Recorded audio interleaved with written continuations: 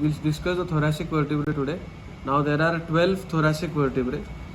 The 12 thoracic vertebrae are identified like we saw in the cervical vertebra. The main feature for identification of the thoracic vertebra is presence of facets, which are called costal facets on the body.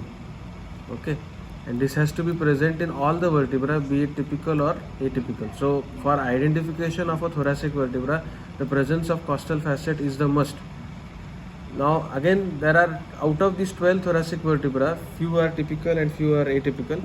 The atypical thoracic vertebrae are the first, 9th, 10th, 11th and 12th, and the rest are typical ones. Now the vertebra which I have in my hand now is the typical thoracic vertebra. It is identified by the heart-shaped body, which is present here, and a long spine which is directed downwards, long pointed spine which is directed downwards. So this is the characteristic of a typical thoracic vertebra. Now, like all other vertebrae, this vertebra will have a body. Like I told you, the body is heart-shaped. This will have an anterior surface, a posterior surface, superior surface and inferior surface. The body is connected to the vertebral arch. So the vertebral arch is made up of the pedicles, which are, you can see here, and then you have the laminae, which are flat pieces of bone which continue to form the spine. And the spine of typical thoracic vertebra is long, pointed and directed downwards. The body of the typical thoracic vertebra has facets. As you can see here, there are two facets, one at the upper part of the body, one at the lower part of the body. These are not complete facets, but they are called demifacets. They are semicircular. And when the two vertebrae articulate with each other, the half facet of the above upper vertebra and half facet of the lower vertebra will complete the facet. So these are demifacets, which are characteristics of typical thoracic vertebra. Then the next part is the lamina, the transverse process, which is going to project at the junction of the pedicle and the lamina. And the transverse process of typical thoracic vertebra also has a facet, and this facet is going to articulate with the tubercle of the typical rib. The next thing is the superior articular facets, which are straight, projecting backwards at the junction of the pedicle and the lamina. And then you have the inferior articular facets, which are present on the inner aspect of the lamina. So these are the features of typical thoracic vertebra: heart-shaped body, demifacets on the body, and facets on the transverse process, and a long, narrow and sharp pointed spine. That is typical thoracic vertebra. Now the atypical thoracic vertebrae include the first one. This is the first thoracic vertebra. Then you have the 9th thoracic vertebra, the 10th thoracic vertebra, the 11th and the 12th. These are atypical thoracic vertebra. Now these have unique features as compared to the typical thoracic vertebra. Now this, you can see, is the first thoracic vertebra. The body of this thoracic vertebra is more of a cervical vertebra type. It is more, the transverse diameter is more than the anterior-posterior diameter. And then the other features remain the same. You have the pedicles, the laminae, and the spine, you can see, is straight. It looks like the spine of 7th cervical vertebra.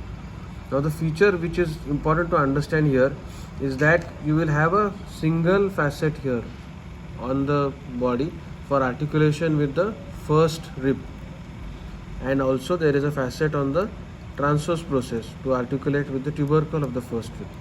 So first thoracic vertebra, cervical in shape and having a long horizontal spine and having a single articular facet for articulating with the first rib.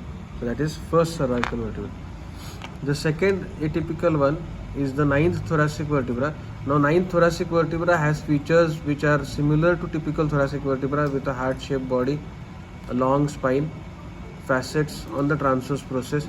But the only difference is that there is only one single demifacet here, which is present on the upper part of the body.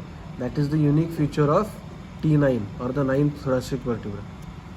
Similarly, the 10th thoracic vertebra again has features very similar to the typical thoracic vertebra, with a heart-shaped body and the long pointed spine. The unique feature of T10 is a single facet, a single rounded facet on the upper part of the body. This is going to distinguish it from typical thoracic vertebra. And then you have facet on the transverse process also. Now we come to two unique vertebrae, which are the last of the two thoracic vertebrae, the 11th and the 12th. Now if you observe both these vertebrae closely, you will see that both these vertebrae look like the lumbar vertebrae. The body is thick, okay, as compared to the thoracic vertebra. The body is thick, kidney shape. The spine is also very short and horizontal. You can observe this here. And the other features are same. You will have the pedicles, the lamina, the superior articular facets, everything will be same. The most important feature of these vertebra is that the transverse processes of these vertebra, both 11th and 12th, will not have the facet. They do not have facets for the articulation of the 11th and the 12th rib. The facets are present only on the body. This is the 11th thoracic vertebra and this is the 12th thoracic vertebra. The costal facet which is present in the 11th thoracic vertebra is partly present on the body and partly on the pedicle. And here 11th rib is going to articulate here. But for the 12th thoracic vertebra, the facet is completely present on the pedicle. So this whole thing, this is where the 12th rib is going to articulate. There is no part of the facet which is present on the body. Most of the facet is present on the pedicle. So this is how you identify 11th and 12th thoracic vertebra. Lumbar in shape, kidney shape thick, the spines are short, horizontal, and no facets on the transverse process. The facets which are present for articulation of the ribs are only present on the body, where you can see that in the 11th thoracic vertebra it is partly present on the body and partly on the pedicle, whereas in the 12th thoracic vertebra it is completely present on the body. Thank you.